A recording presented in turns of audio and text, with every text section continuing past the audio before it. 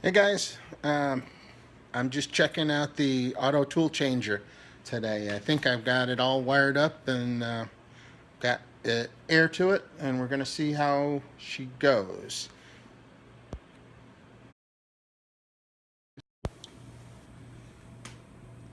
See, on this screen, we've got an Auto Tool Changer setup screen.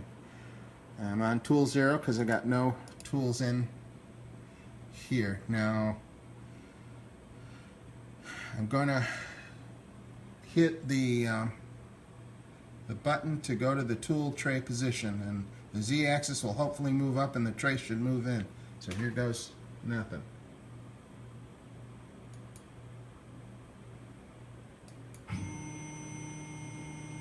Trays Z is going up. The tray moved in and it's ready to take a tool. So now if I hit the retract button, it should retract, and it did. Go to the tray load position, do the same thing. I could hit it with a blast of air.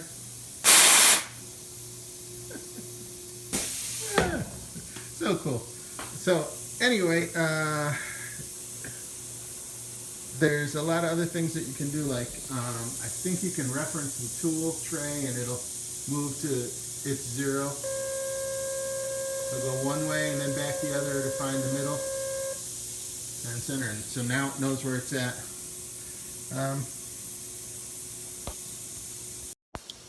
So those are the things that I've got figured out so far. I'm going to close the collet now, and that shuts off the air.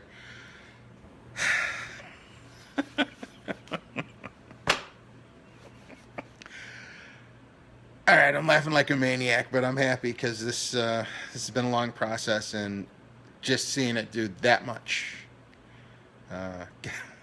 gives me so much more confidence that this thing is going to be cool. There's a lot of adjustment I still have to do. I have to make sure that the spindle and the tool line up and a whole bunch of other things, so it'll probably be another couple hours before I can start, actually getting it to pick up a tool and put one down and etc. So I'm just going to continue to mess with this. But I knew I was at this point, and trying to get it to go and do it live was kind of a risk, but well, what the heck. So I'm glad that it worked. I'm just glad that it worked. So I just wanted you to see that because it is really cool, and maybe we need to talk about how we could design something like this for our routers, but we'd have to come up with some system of collet system that would work, and that would be the pain point. But this is very cool stuff. Very cool stuff. Hi guys in the Facebook group, CNC Router Tips. This is Bill Griggs, and today I'm out in the garage again working on the getting the Tormach milling machine together, and I got a few tools that you may not have seen before or that you may not have used that have come in pretty handy in this. One of the things I admired about the control box that came on this thing was that all the connections were nice. They had these little plastic connectors on the end of them, and with a metal insert that you could push into these connector blocks. And I'll take down the phone in a minute and show you that later. But they were really cool, and they're faster than soldering, and it just was, an easier method of wiring stuff. And I thought that would have been a great thing to have when I was doing my control box. Unfortunately, I didn't have it and even know what these things were called, and so I did a little research and went on Amazon, and I found them, and I'll put a link to them later, but I'll show you what they look like. Now, that is a wire ferrule. I'm not sure how you pronounce it. If it's spelled F-E-R-R-U-L-E. and it goes on the end of a wire. And let's show you this wire that I got and put a connector on. And I don't know if they get a clearer picture of it that way, but you can see it goes on the end of the wire, and it gets crimped to a square shape, and it's very hard. I mean, you really couldn't pull that apart. And you know, these pieces come in a set. Like I bought a set on Amazon, and they come in different sizes and thicknesses for different gauge wires and different colors. So it's fairly easy for you to customize the wiring so that you can, you know, tell, well, these are the, you know, red wires for hot, or you know, green for ground, or whatever it is that you're using. And you put it on with this tool or similar tool like it. There's a couple of different versions of this and a couple different shapes, and it's really quick. So all you do is you insert the ferrule into the middle of that opening. Now, before you do that, you would take your stripped wire and you'd slide that on so the insulation is up inside of the plastic part, and you know, the wire is coming through, and I'm going to show it peeking out just a little bit there, but you know, pretty simple. So you put that together, done. That's a connection that's ready for solder, or ready quicker than soldering would be, and you know, ready to plug right into one of these connections. And I was really liking these. So I don't know how much more soldering I'll be doing if I can use these connectors in a lot of things. There's they go on what is called a DIN rail system of terminal blocks and things, and I'll show them to you inside the machine in a second. So that was really cool. The other thing I'm installing on the machine came from Tormach directly, and that is this air filter, and it's got a filter on one side, and open that up so you can see. There's a filter inside of that filters all the particulates and the water and condensation and stuff out of the airline as it's coming in. Apparently there's a part in there that makes the air swirl, so it goes around the outside of this plastic tube and just slings all the crap around to the outside, and that clears the line on that side. You know, this may be old hat to some of you, but to me this is new. I haven't really had a whole lot of air tools in the shop. On the other side is this oiler tube, and you pop open the top here and you fill it with air tool oil, and that keeps the air lubricated and keeps your tools lubricated and stops things from rusting. So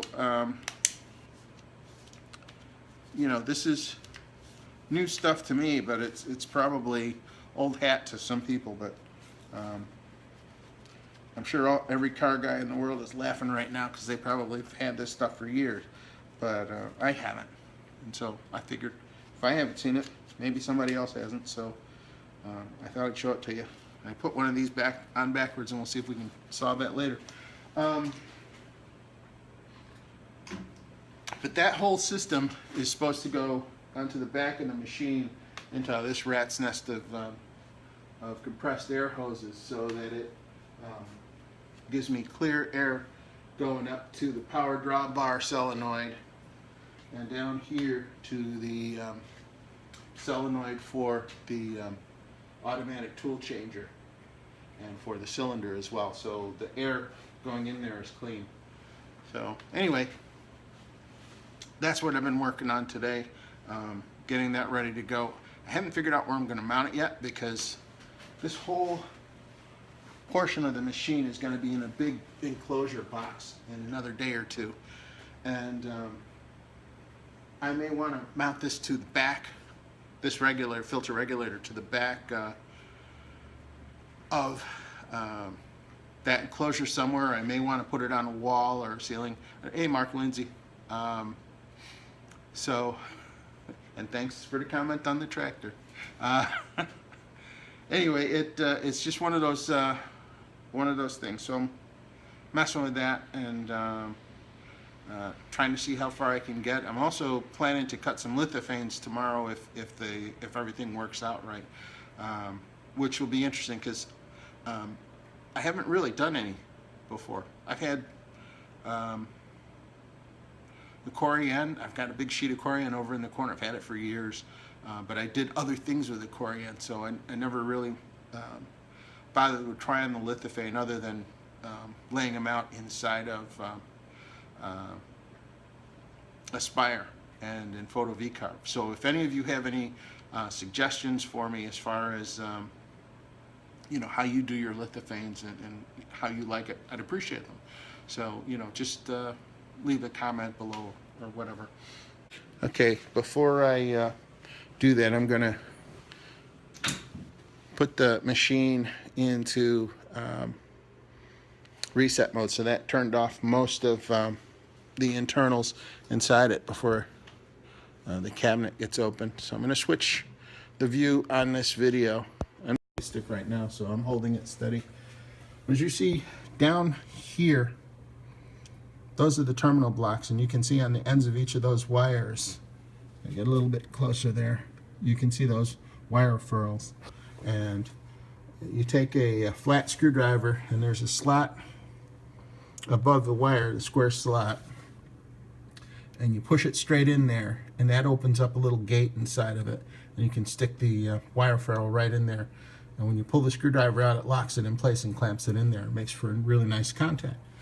So, you know, that's what these wire ferrules were for, and you know, I intend to use pretty cool wiring stuff. So I'm learning a lot of stuff as I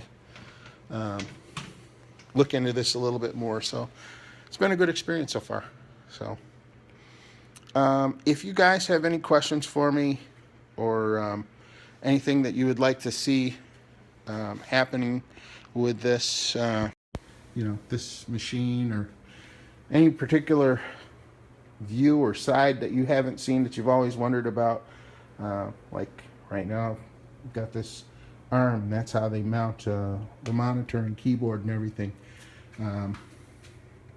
Things like that, and why I have this long rod in the tool holder is to set the tram on the head for the automatic tool changer to make sure that all the tools are going in square.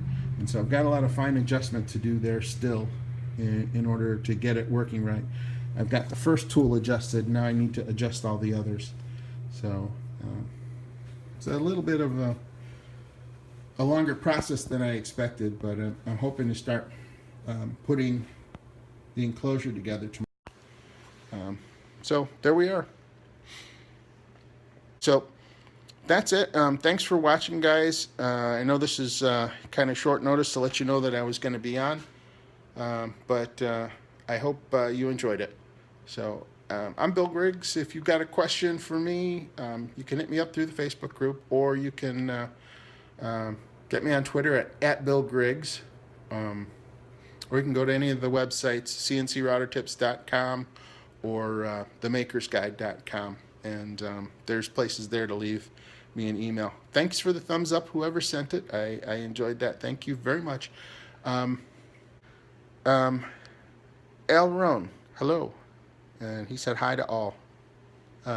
So I'm going to end this one now, and thanks for watching this live broadcast, and I hope you didn't get too dizzy as I'm hand-holding this iPhone trying to take the shots. If any of you knows of another way that you can film live video besides with a smartphone, let me know, because there are some things that I'd rather do with the tripod and things like that would be easier to deal with. So let me know if you've got any suggestions. Thanks a lot, guys.